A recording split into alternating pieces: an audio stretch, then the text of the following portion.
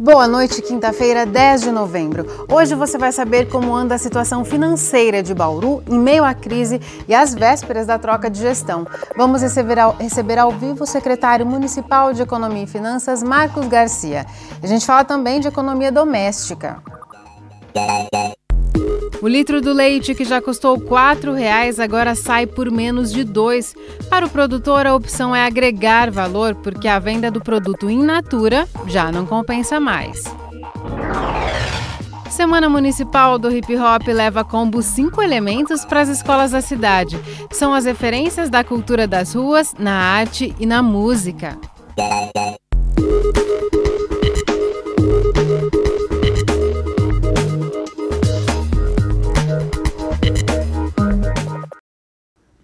Vamos direto então para a primeira reportagem. A gente fala da inflação do mês de outubro, que teve uma ligeira elevação em relação a setembro. Ainda assim, é a mais baixa para esse mês nos últimos 16 anos. Os alimentos ajudaram a segurar o índice e o item que mais contribuiu foi o leite. O litro, que chegou a custar R$ 4,00, já pode ser encontrado na casa dos R$ 2,00. Tomar leite está mais barato. O aumento na produção, impulsionado pela variação do dólar, aliviou o bolso do consumidor na hora de passar no caixa. O IPCA, índice que revela a inflação oficial do país, mostrou que em outubro o preço do alimento caiu 10,68%. Rafael tem 2 filhos e está procurando emprego. Para ele, a redução permite colocar mais caixinhas no carrinho. Um tempo atrás a gente deu uma baixada, uma diminuída no consumo por causa do valor. Agora deu uma melhorada, a gente procurou levar uma quantidade acessível para a gente também. O netinho da Dona Maria da Glória toma quase 1 litro de leite por dia. Por isso, ela pesquisa bastante antes de escolher a marca. Esses litros aí que a senhora está levando, dá mais ou menos quantos são? Dá para quantos dias? Como que é? Esse aqui vai dar para poucos dias, mas talvez lá para amanhã ou depois eu venha buscar mais. Em relação ao mesmo período do ano passado, a venda do leite longa-vida está maior. Mas isso não significa que os consumidores estão lotando os carrinhos. Para esse gerente de supermercado, o fenômeno é uma forma de defesa. Quando o produto está subindo, por incrível que pareça, o consumidor, para se defender, ele acaba estocando, ele compra porque ele tem medo de pagar mais caro na próxima semana, no outro dia e assim por diante. Então ele compra mais, o supermercado acaba tendo um maior faturamento. Quando o produto está em queda, igual o consumidor começa a perceber, um produto que às vezes R$ 3,90, R$ 2,50, R$ 2,20, R$ 1,90, ele faz o consumo porque ele tem essa preocupação também de no outro dia ele comprar mais barato, quer dizer, uma defesa para o bolso dele. O leite é a matéria-prima de vários produtos, mas os derivados não acompanham a redução nas etiquetas. Eles tiveram realmente um aumento nesse período, mas não foi igual ao aumento do leite, algo em torno aí de 20% a 25% na média, mas a gente percebe que alguns desses produtos eles andaram recuando o preço. Só que falar que todos os produtos recuam, aí é difícil, porque você pega, por exemplo, o caso às vezes de produtos igual condensado, pó, eles tiveram um recuo do preço em função do leite, mas aí a atribuição de outros custos, igual energia, transporte, essas coisas que acabam encarecendo e às vezes o produto ele acaba ficando instável. Então por isso que o consumidor ele vê essa variação um pouco menos. Se por um lado os grandes produtores conseguiram aumentar a ordenha, essa não é uma regra para todos. Nos sítios e fazendas a realidade é bem diferente. A falta de chuva nos últimos meses deixou os pastos secos e a alta no valor das ações dificultou a alimentação do gado. Com isso, as ordenhas ficaram mais escassas e a produção de leite foi baixa. Por outro lado, com as indústrias pagando menos de R$ 1,50 por litro, a solução dos produtores é buscar os derivados. Dona Cadinha e o marido trabalham na produção de leite e derivados há 35 anos. O sítio da família tem 116 cabeças de gado. Há alguns anos a produção era de 400 litros de leite por dia, mas hoje não passa de 180. Segundo a produtora, o valor pago pelas usinas de processamento de leite é baixo e não tem compensado os trabalhos com o rebanho, que começam às 5 horas da manhã. Por isso, a venda de queijos é mais certa. O produto é tradicional e leva o sabor da roça para a mesa de quem compra. Hoje, a produção é de 30 peças por dia e dá lucro. Um queijo você vende a 12, um litro de leite a 1,29. Vão 5 litros para fazer um queijo de leite. Então compensa, né? É o dobro mesmo que a gente ganha. Dona Cadinha não quer ficar parada no tempo. Ela pretende inovar os métodos de produção e diversificar as vendas para Bauru e região. Fizemos a casinha aqui, a Casa do Queijo, de acordo com a lei, né? Para a gente ter o selo, aí dá para vender nos mercados, Porque eu tenho amigos do mercado que se levar, vende, porque o produto é bom. Os que vêm de fora, industrializado, não é tão bom, né? Como fresco aqui, né? Perto, essas coisas. Depois do intervalo, o assunto são as finanças do município. Como a prefeitura deve entregar a cidade para a próxima gestão? Quem responde essa e outras questões é o secretário municipal de Economia e Finanças, Marcos Garcia. Voltamos num instante só. Estamos de volta e a gente conversa agora sobre a saúde financeira de Bauru. É um dos temas cruciais para a transição do governo municipal e para o desempenho da próxima equipe. Para falar como está a situação da cidade, a gente conversa com o secretário municipal de Economia e Finanças, Marcos Garcia. Marcos, muito obrigada por sua presença aqui no Nesp Notícias. Obrigado você pelo convite. A pergunta que foi tema da campanha e que a próxima gestão quer saber é a população de Bauru como um todo. Essa gestão vai entregar as contas em dia e os salários pagos de todos os funcionários? Com certeza, né? Apesar da crise, né, que a gente enfrentou esse ano, enfrenta uma crise realmente que a gente não assistia há muito tempo. A gente teve uma queda muito grande aí dos impostos da prefeitura, principalmente do ICMS e do ISS, que está ligado mais à questão mesmo de venda de mercadorias e serviços, né? Então são impostos que refletem essa crise. Por outro lado, alguns impostos que são mais em cima da questão do patrimônio, que é no caso do IPTU ou do IPVA, esses impostos já não tiveram tanta diminuição, porque também eles são de alguma forma indexados à inflação, né? O IPTU, por exemplo, esse ano aqui a gente está com um aumento de 9% nominal, né? O que praticamente foi a inflação do período. Então, de alguma forma, alguns impostos a gente conseguiu ainda manter um certo padrão aí de receitas. Agora, o ICMS, que é o nosso imposto principal, que vem do Estado, né? Este ano aqui a gente deve fechar com algo em torno de 10 milhões a menos do que a gente previu no orçamento. E fazendo um balanço, Marcos, daquilo que arrecadou mais, mas que a inflação acabou anulando, do que realmente caiu, qual que é a diferença do que foi projetado para este ano, por exemplo, e do que se arrecadou? No total que estava previsto no orçamento, a gente deve ter uma diminuição de receitas no total de 20 milhões de reais. Por outro lado, há algumas receitas que a gente recebeu também esse ano que não estavam previstas no orçamento, como foi o caso agora da questão dos recursos que vieram do governo federal, com reflexo da questão da repatriação do dinheiro que estava fora do país, né? Quem tinha dinheiro no exterior não declarado, Isso. Pôde trazer de volta. Pôde trazer de volta, pagou o imposto de renda, né? E em cima do imposto de renda gera lá o fundo de participação dos municípios, né? Aí foi dividido entre as cidades? Foi, então. Todos os municípios acabaram recebendo. Aqui em Bauru, a gente acabou recebendo 4 milhões de reais, né? A gente também teve ao longo do tempo também uma outra medida também, que foi uma forma também de ajudar os municípios, que é recorrente aos depósitos judiciais, né, que são contas que na verdade ficam lá nos bancos parados, e a hora que você tem a parte da homologação da ação, no caso da prefeitura ganhar a ação, daí que esse recurso viria. Mas a forma que foi feita a lei, esse recurso, parte dele já veio também para o cofre do município.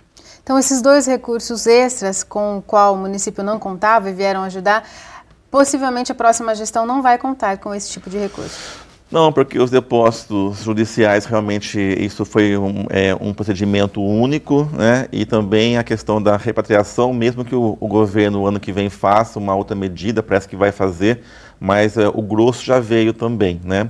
Então, são recursos que, na verdade, realmente entraram esse ano, e o ano que vem, se entrar alguma coisa, vai ser muito pouco. Em relação à próxima gestão da peça orçamentária que está em tramitação na Câmara Municipal, a receita projetada, mais os gastos previstos, dá uma diferença mesmo de 36 milhões de reais, como foi veiculado e ventilado até durante a campanha? Não é, né? Na verdade, o que a saúde, num certo momento, ela encaminhou, foi que ela teria uma demanda e uma necessidade, né, que o orçamento do ano seguinte realmente contivesse ali mais recursos, né? Agora, esse ano aqui, nós estamos fechando com um certo equilíbrio, né? E na saúde também. A saúde deve gastar algo em torno de 220 milhões de reais esse ano. O orçamento do ano que vem da saúde, basicamente, também está nesse valor, né? Só que a gente sabe que o ano que vem tem os custos da inflação mesmo, né? Que tem que ser contemplados pelo orçamento também, né? Então, de alguma maneira, há uma necessidade de que se aumente o recurso da saúde para o ano que vem, pelo menos em torno de uns 10 milhões de reais. E foram feitos cortes justamente por causa desse déficit, né, na área da saúde principalmente, foram feitos cortes para essa conta fechar. Sim, com certeza, né? Os municípios eles fazem toda uma luta muito grande, né, para que se feche o orçamento, ao contrário da União, que ela tem condição de emitir títulos, né, ou também emitir moeda, não é o caso do município. O município tem aqueles recursos, e aqueles recursos, na verdade, você tem que dar conta de não extrapolar e você ficar devendo aí para os fornecedores, né? Vários municípios do Brasil todo, na verdade, vão fechar o ano com certeza com déficit, né? E Bauru, dentro de uma pesquisa que tem pelo um órgão lá do Rio de Janeiro, a gente está entre os 5% de municípios do Brasil com certo equilíbrio, né? Então, com certeza, a gente vai fechar toda a conta nossa com equilíbrio junto aos fornecedores, junto à folha de pagamento, né? Por outro lado, nós não vamos deixar recursos na conta, né? Para que o novo prefeito chegue lá e tenha 10, 15 milhões na conta de recurso próprio. Conta começa vazia. Começa vazia, né? É lógico que sempre alguma coisa fica, porque, né, é capital de giro ali e tal, então 1, 2 milhões de reais deve ficar na conta. Os demais recursos que ficam são contas, daí que a gente chama contas vinculadas, são contas que vêm de convênios, da saúde, da área de assistência, os fundos do meio ambiente, fundo do zoológico. Já tem um destino certo. Esses recursos já tem bastantes recursos, mas eles não podem ser atrelados à folha de pagamento, por exemplo, né? A pagar recursos para fazer asfalto, já tem um destino certo. Marcos, para a gente concluir, ontem o próximo prefeito, ele apresentou o secretário de saúde, que vai ser da gestão dele, e ele falou que vai ver se é possível fazer remanejamentos para aumentar os recursos na área da saúde. Você que conhece esse orçamento a fundo, você vê espaço para esses remanejamentos entre as secretarias? Olha, espaço sempre há, mas o espaço realmente é mínimo, né? Na verdade, o orçamento da prefeitura, até pelo fato hoje do orçamento ter poucos investimentos previstos, né? Na verdade, ele está totalmente fixado com folha de pagamento e com custeio de modo geral. Custeio que a gente fala é pagar telefone, pagar água, pagar luz, né? Então, na verdade, o que sobra ali para investimentos que poderiam ser cortados e poderiam ser alocados para outras pastas, realmente é muito pouco, né? Então, existe uma certa manobra? Existe, mas realmente são poucos recursos que podem ser feitos isso. Tá certo, muito obrigada por seus esclarecimentos aqui. Obrigado a vocês, hein? E a gente fala agora de cultura. A Semana Municipal do Hip Hop está a pleno vapor.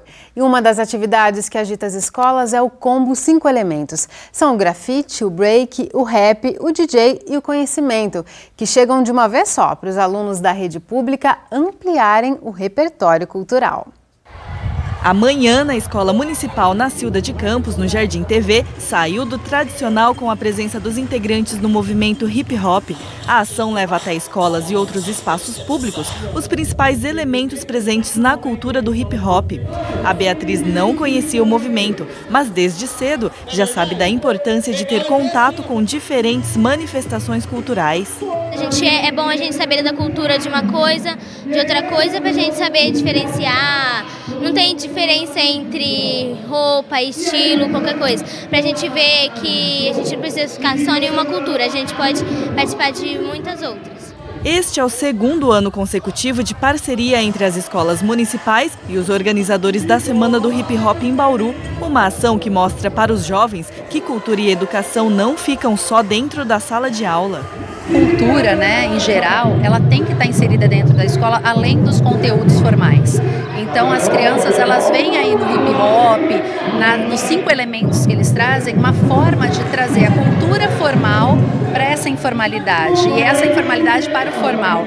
Então, assim, a comunidade entrando na escola e mostrando que há possibilidades aí dessa troca entre os conhecimentos, né? O Vinícius faz parte do movimento e veio de Assis para prestigiar a semana dedicada ao hip hop em Bauru. Ela é considerada um dos maiores festivais gratuitos do gênero em todo o estado de São Paulo.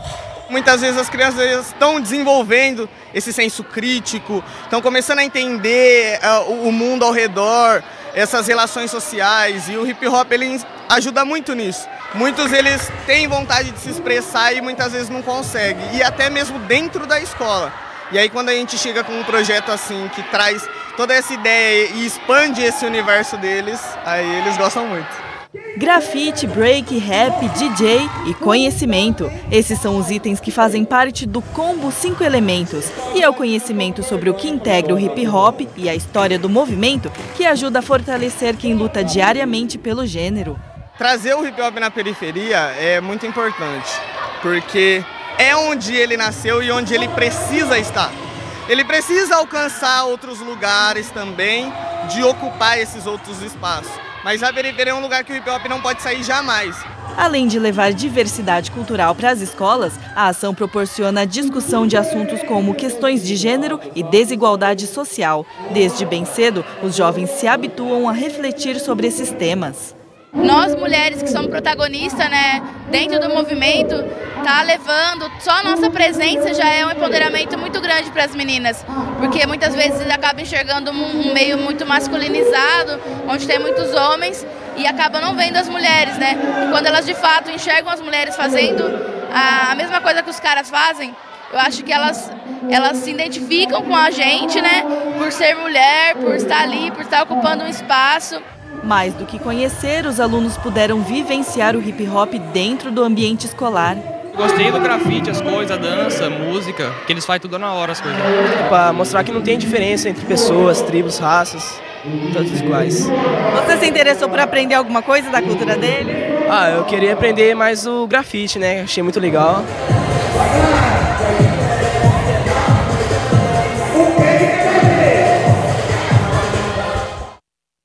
Amanhã o combo vai para a Escola Estadual Carlos Chagas às 10 da manhã. E às 3 da tarde, os 5 elementos chegam à Escola Municipal Geraldo Aroni.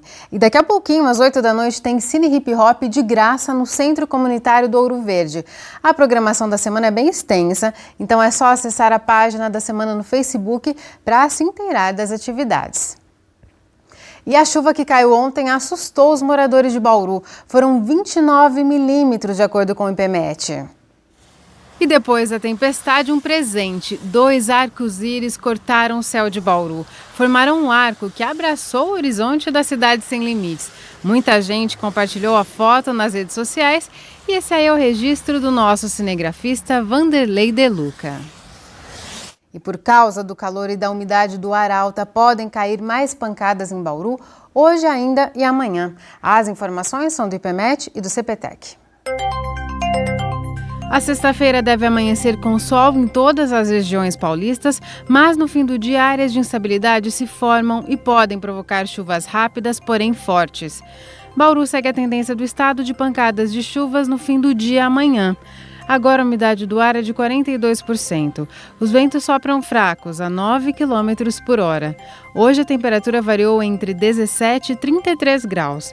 Para esta sexta, a mínima prevista é de 20 e a máxima, de novo, de 33 graus. O Nesp Notícias fica por aqui. A gente volta a se encontrar amanhã às 6h30 da noite, ao vivo. Tchau!